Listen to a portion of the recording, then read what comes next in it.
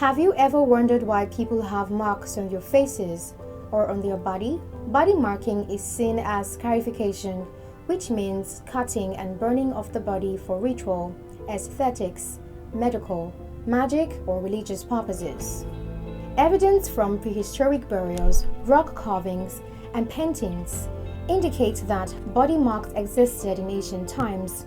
Ethnographic studies, which means relating the scientific description of peoples and cultures with their customs, habits, and mutual differences, shows that it is still practiced today. I can say tribal mark is a means of identification. The person with a mark, you can single him out or him or her out from the person that didn't have mark. During the war, our forefathers, when they see the person that is with mark, they will know that, yes, exactly, this person is my own blood, is my brother. We are together. And then when they see somebody that is not with mark, they don't have any option. They don't have a say whether you should talk or you should identify yourself. They already know that you are not for them. But you that you are with mark, they know that this is my blood. They take care of you. So it's a means of identification. In Africa, tribal mark is described as facial marks, though, and it can be traced to some foreigners who were living in Egypt in the 5th century BC. Tribal mark in the olden days, they use it for identification, and they believe that if a child is lost in the olden days, they will use the tribal mark to locate him or her. During that time, a Greek historian, Herodotus, wrote about some foreigners living in Egypt who cut their foreheads with knives to differentiate themselves from the Egyptians.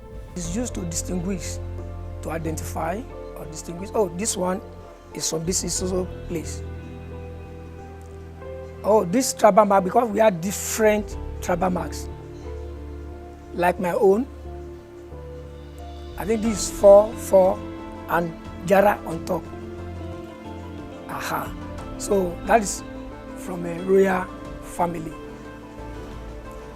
And very rich a culture. Very rich a culture indeed. Even up to now, in my domain, in my village, we are still practicing it. Because some people want to ask, many women want to identify with this mark, and because of that, they want to marry to our people, up to today. This practice was further adopted years later when several kings of various kingdoms in Africa started invading other kings and their people to land and other resources. Not like before. People are not practicing it as before, but there are some families that are still doing it. The invaders therefore mark themselves as well as their family members to differentiate themselves from the captured kings and their family members, whom they now regard as their slaves. Modernization has taken all that away. And then, do you know one thing?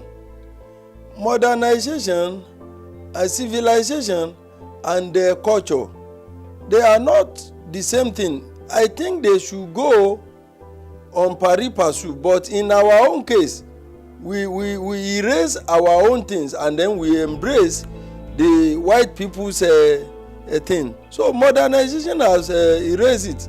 Like me now, I think maybe you get there that is any of my children, do they have a mark? No, because if I do such a thing, I know that human rights will come in.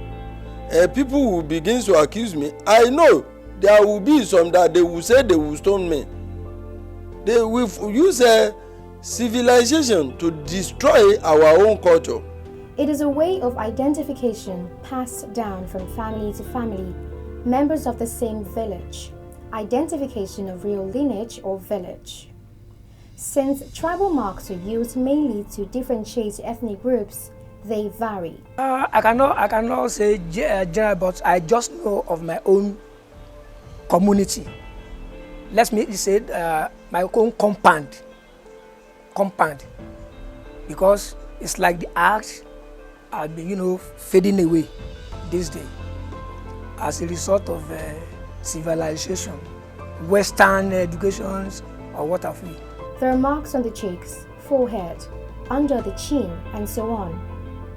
There are vertical lines, horizontal, both vertical and horizontal, slanted lines in both cheeks. Yes, of course. The tribal mark I'm having beautify me. Even some people are jealous about it. They will, mommy, this your tribal mark make you beautiful. Tribal marks served different purposes in different tribes, including identification, healing, spiritual protection, and for beautification. Let me just give you a gist.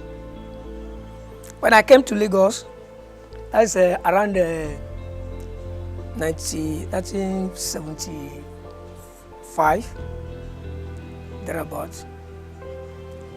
The school I went to, I discovered I'm the only one that has mark out of 1,000 students. So at times I've even forgot that I'm having mark. Not until when I misbehave, I was in hostel.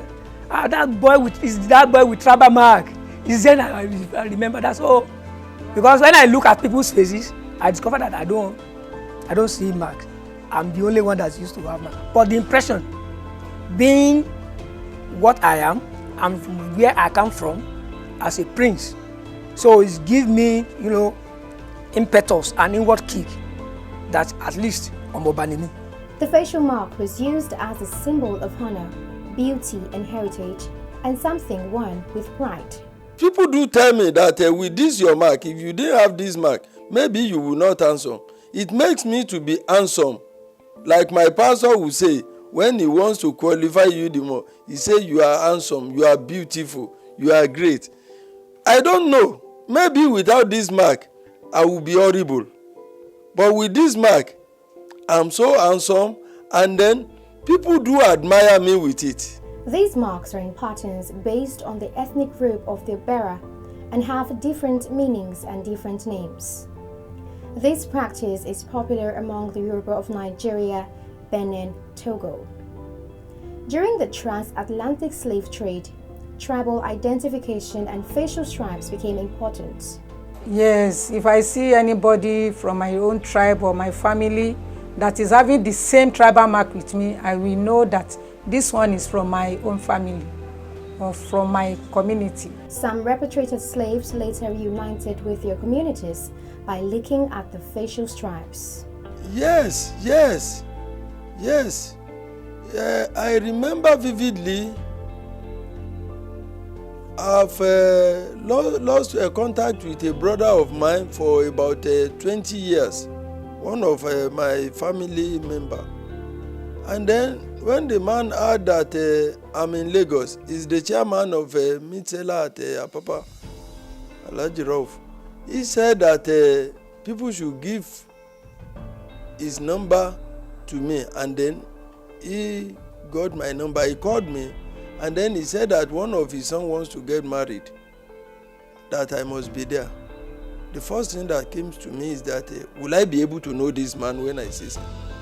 Will anybody be able to recognize me? But it was a different story when I got there. I met her daughter, and then as the daughter saw me, she saw me that, as I told you, that during the war, tribal mark really helped us.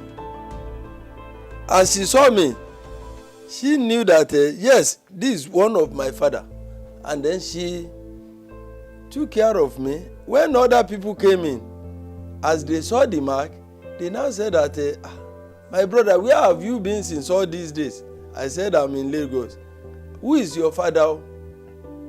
I told them, they said it's my brother. Where have you been? We've been looking for you. And then they now begins to say my oriki, say agberi oma yoro, oma muwomojule koko. I think that's another day's story. In Nigeria, tribal marks are lacerations made on the face, practiced by parts of the Yoruba, Hausa, Kogi, Benue, Edo, and Igbo. Of course, because the way it's been designed, because we have, I don't know the name they used to call them, akomola. They give, I don't know the English name they give to them. That the one that inscribe the marks, you know, he has his own style of doing it, so that you will know that surely this is my blood. And by the time they want to do it, as I've told you, from a royal family, it's in batches. They do it in batches. At least it may be that day that the person that's going to inscribe the mark, maybe we're up to 40 or 20. So it's batches like that. So that man that day will know that yes, he's having works to do. However, with the advent of Western religions, most tribes stopped the process because it was deemed unhealthy and pagan.